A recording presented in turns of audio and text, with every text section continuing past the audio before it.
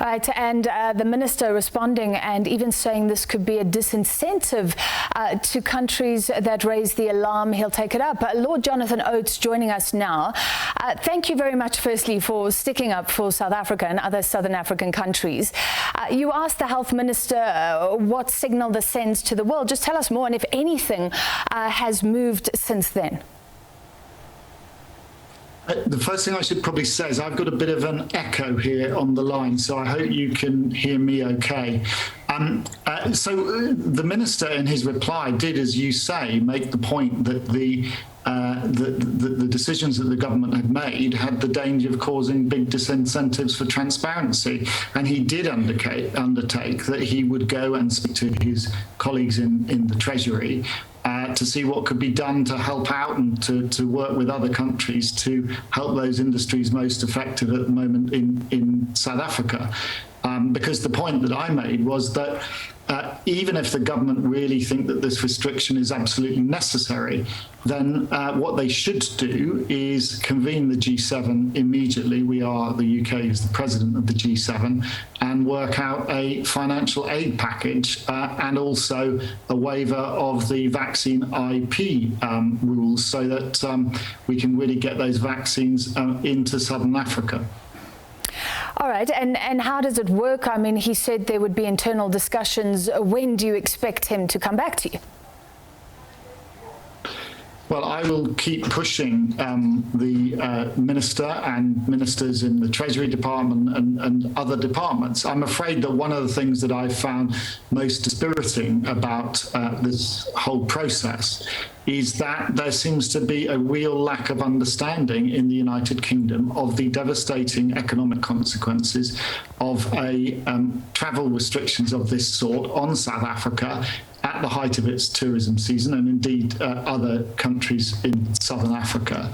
I just don't think there is a grasp of that. And I am pressing, and I ask questions again in the House today on these issues. I am pressing for action to be taken now, and also that the travel ban should be lifted at the earliest opportunity. Now, the minister, in replying to me today, said that their first duty was to protect the health of citizens in the United Kingdom, and I, of course, accept that. But the truth is, I don't think it protects the health of people in the United Kingdom if the signal we send to countries is don't be transparent, because it will cost you very, very dearly in your economy. And if our response is just to hoard more vaccines to ourselves and not get them out to people who dearly need them in Southern Africa. So I just think there needs to be a bit of common sense about this, as well as a bit of sense of justice as well. Yeah, and you're right. I mean, the economic situation is dire. Most of our foreign travellers come from the UK. When our scientists came out, the UK was one of the first to act in terms of flight bans. A few days later, the Prime Minister, Boris Johnson, spoke publicly. Firstly, he didn't laud South Africa in any way. He also didn't say where the cases that the UK had come from. He didn't justify that, saying they had travelled to Southern Africa.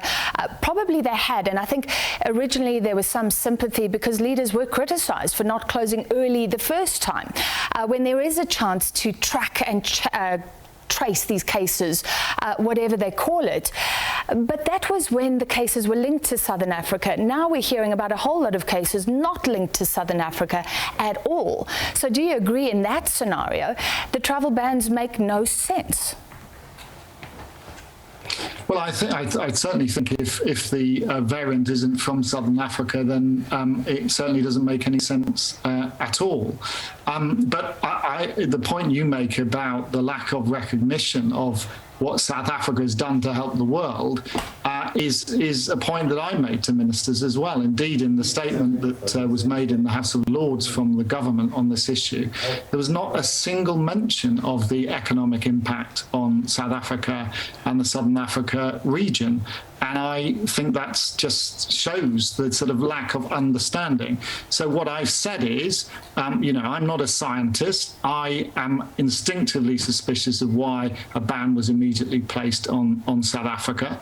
But even if it is required for public health reasons, and I have to be convinced about that, then it was absolutely incumbent on the wealthier nations of the world represented in the G7 and with the UK's particular responsibility as the president to call a meeting of the G7 and get on with providing some of the sort of support to those millions of people who are employed in the tourist industry across the region who will be very, very severely affected by this. This isn't about people not going to, just about people not being able to go on their holidays. This is about people's livelihoods, as you will know. So I just think it is incumbent on us who care about South Africa and Southern Africa to keep banging this drum so that people understand in the UK what the consequences are.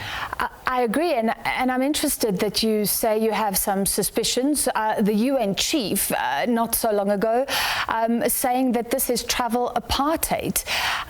If you're suspicious, what motivation could countries such as the UK have for keeping these bans in place, even when the rationale is becoming flimsier and flimsier? Well, to be honest, I think the motivation is public health. I think that's why they're acting. I think the issue about prejudice comes from not looking at the science properly, not thinking about the signals that are sent about transparency, and not thinking through that sort of whole public health strategy as one. If we're going to get off this COVID treadmill, we need to stop these new variants in their tracks. That means that we need all countries around the world to act in the exemplary fashion that South Africa did. It means we need to get vaccines into the arms of people throughout the world, and that means the rich world not hoarding the vaccines. These are the measures that need to be taken. And when I say I'm suspicious, I just worry that these are knee-jerk reactions. I don't think they're motivated by any malice at all, but I think they're knee-jerk reactions. Back when South Africa was on the red list previously, and I was campaigning on that issue as well, it was really clear that the science wasn't being properly considered, and there wasn't a proper understanding. Then we were talking about the beta variant and the delta variants. There wasn't a proper understanding. There wasn't really an interest. Africa had just been kind of consigned to the red list, and nobody seemed to be that bothered about checking out whether it was justified. So I'm absolutely determined that the government is going to have to justify at every step the reasons for our travel ban. It's not just the UK, as you will know. It's many countries that I think are acting in a way that is deeply, deeply damaging to the health of the world, and indeed I think it's entirely counterproductive. Yeah, devastating for us. And I think the last list was 81 countries with severe restrictions. I'd like to ask you, you've been involved in communications for the Lib Dems, and you've even been here in South Africa advising the Inkatha Freedom Party in the past, I believe. Any advice around communications? Firstly, could we have presented this to the world differently? Some are saying we should have, but scientists are scientists, and they wanted to get the information out, and like you say, they should be lauded for that. And then what about African leaders? Should more of them be on the phone yelling at the UK Prime Minister Boris Johnson? Should there be more pressure from us? Well, I think probably South Africa communicated it absolutely correctly, as it was its duty. It communicated it immediately, as I understand it, to the WHO, the World Health Organization, and that was the right thing to do. I mean, the only so I wouldn't criticize South Africa in any way on that. The only thing that I would say is that I think, it's very important to keep those relationships as strong as possible, not just with the United Kingdom, but obviously the United States, France, Germany, the European Union, Canada, all these countries around the world so you've got strong bilateral relations that you can really pick up the phone and say, look, do you understand what the consequences of your actions are, both on our economy, but also on the health of the world generally?